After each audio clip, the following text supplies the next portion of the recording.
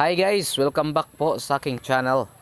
For this video guys ay maglalagay po kami ng payaw. Bale itong payaw na ito ay sa kasama po natin si Lineman Daragat. So shout out sa iyo bro. So bale dito guys ay yung part namin dito ay tutulong lang sa paglagay dun sa ilalim ng dagat. Bale kasama natin yung katropa natin si Baising at saka yung ibang spero si Johnny Yang Yang. Shout out sa iyo bro. So ayan guys, naka-prepare na yung pinaka ano natin. Yan. May mga buhangin yung ano niyan. Bali yan yung pinaka kung tawagin din sa amin dito ay pundo. Pero bago yan guys, sa mga bago pa lang dyan sa aking channel ay huwag po ninyong kalimutang mag-subscribe at pakihit na rin po ang notification bell para lagi po kayong updated sa mga bagong video na i-upload natin guys. So ayan, bale papunta na kami doon. Antabayanin lang guys kasi medyo may kalayuan yung tatakbuhin natin. Bale dito ay kailangan dahan-dahan lang sa pagbiyahe kasi medyo mabigat yung karga natin, loaded tayo. Yan yung bootman natin. Shout out sa iyo tay. So dito guys ay kailangan talaga hindi natin pwersahin yung makina kasi loaded tayo eh. May dinadala pa tayong ano dito, yung bale fish shelter o kaya ay kung tawagin dito sa amin ay aong. Yan, bale dyan yung makatira yung mga bait fish, kaya yung malalaking isda ay dyan din bale mas maganda pag may ganyang payaw guys kasi hindi ka na mahirapan maghanap ng isda kasi parang ano rin siya, parang katulad ng takot ba, yung tawagin dito sa amin ay takot. Bale pag dito ka namamana ay mas maganda talaga kasi yung mga isda ay madali mo lang makikita. Yan lang yung kagandahan nito guys. Kaso nga lang hindi rin para basta-basta to. Medyo ano rin, medyo kailangan din talaga ng sipag at tiyaga.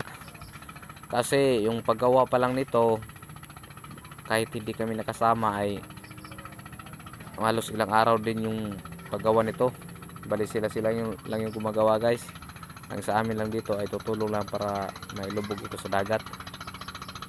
So ayan guys, antabayan nyo lang.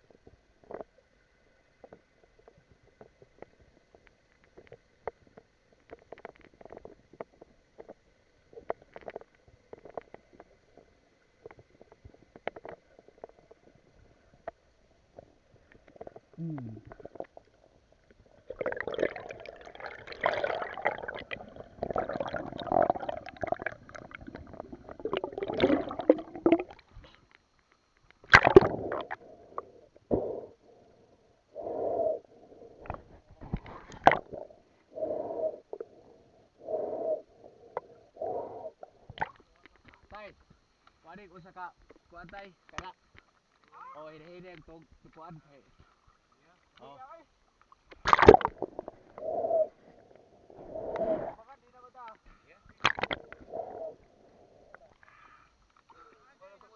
Iko tagpisi.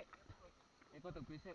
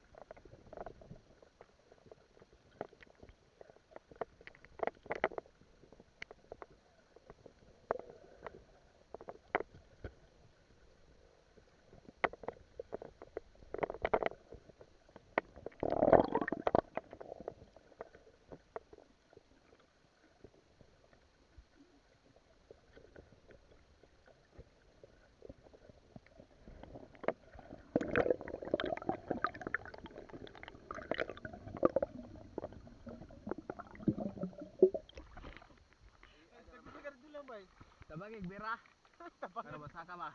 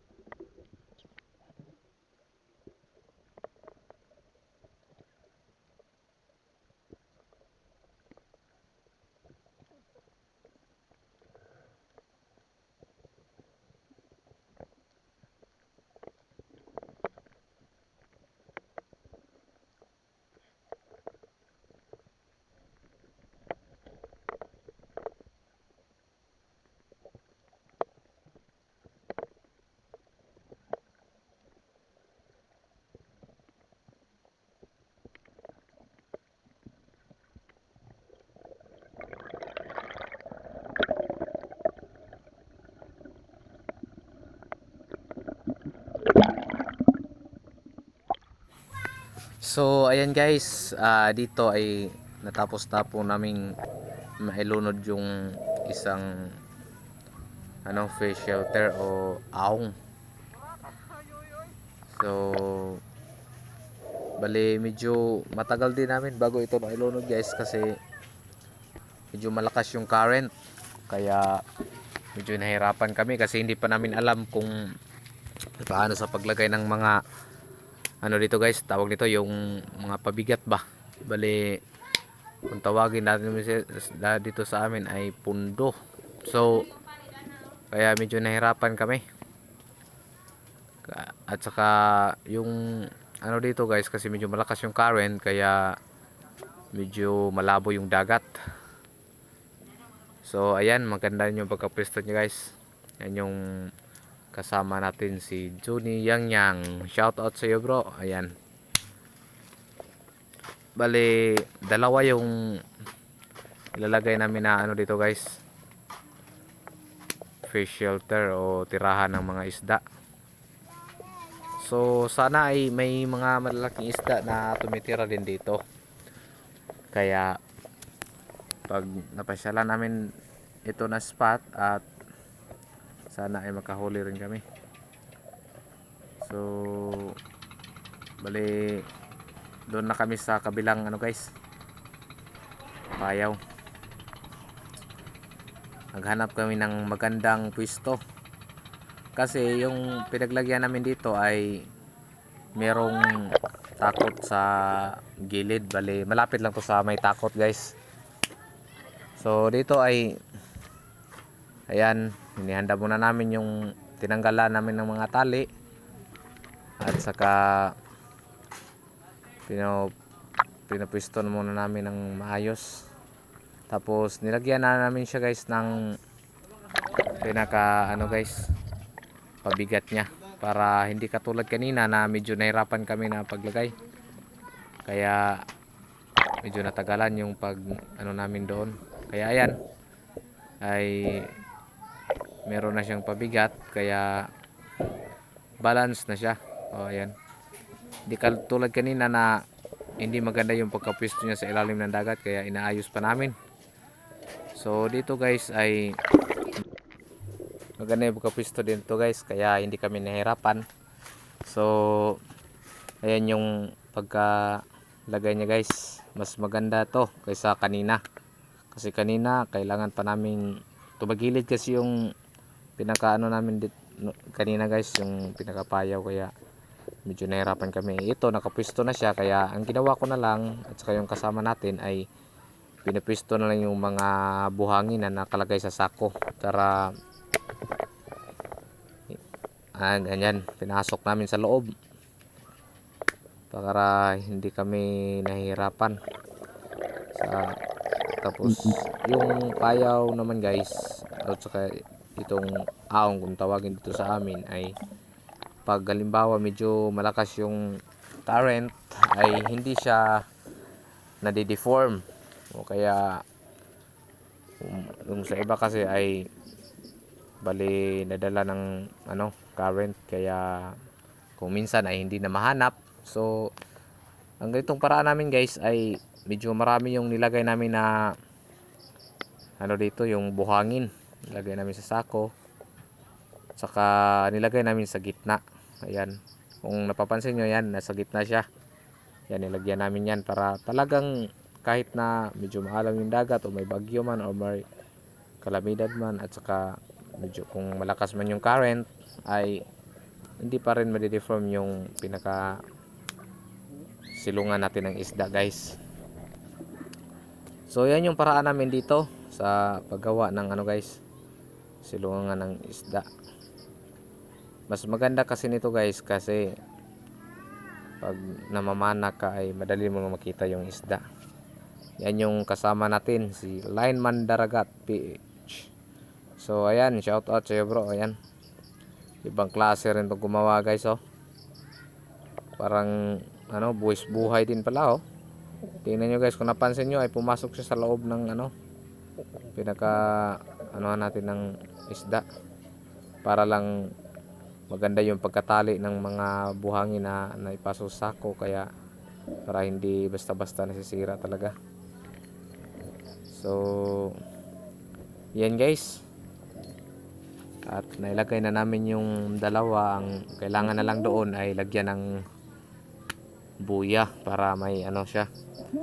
Pero kahit na walang buya guys ay may ano rin kami tinitingnan na kung tawagin sa amin dito ay hinungdon kung sa Bisaya pa, no? Kung bali yung type niya sa pagtingin namin dito ay eskwala.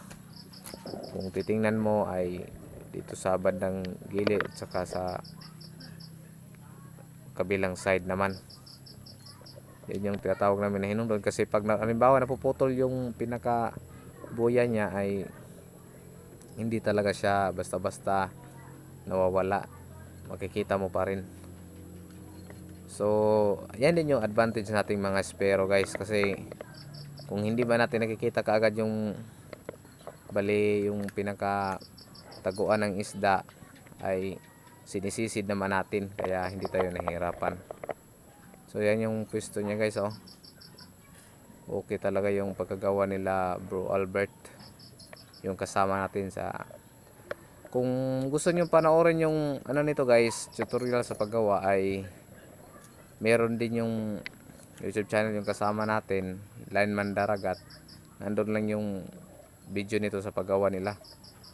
Kasi sila lang yung gumagawa nito guys. Bali yung naiambag na tulong natin dito ay yung paglagay na lang sa ilalim ng dagat.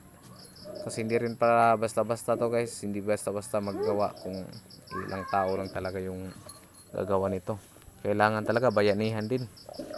Kasi medyo mahirap din to paggawa nito.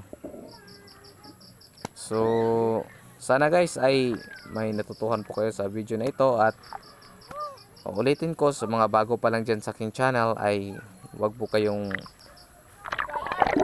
makalimot na mag-subscribe at pag-hit na rin po ang notification bell para lagi po kayong updated sa mga bagong video na i-upload natin guys. So ayan, maraming salamat po sa walang sawa niyong panonood. God bless. So ayan guys, papauwi na po kami. Bale yung nailagay namin na pinakapayaw ay dalawa, pero meron pang ilalagay namin, ewan ko kung makasama pa kami nun. Bali tatlo pa yon. Tignan na natin kung hindi conflict sa schedule ko at saka yung sa schedule pag lagay ng ano payaw nila Bro Albert. So yan yung kasama natin sa sobrang saya guys, ay talagang napasakay siya sa nilalagyan ng payaw. So dito ay muli na namin ibabalik yung bangka na ginagamit namin. So ayan guys, thank you for watching. Okay. 1, 2, ay, munggos!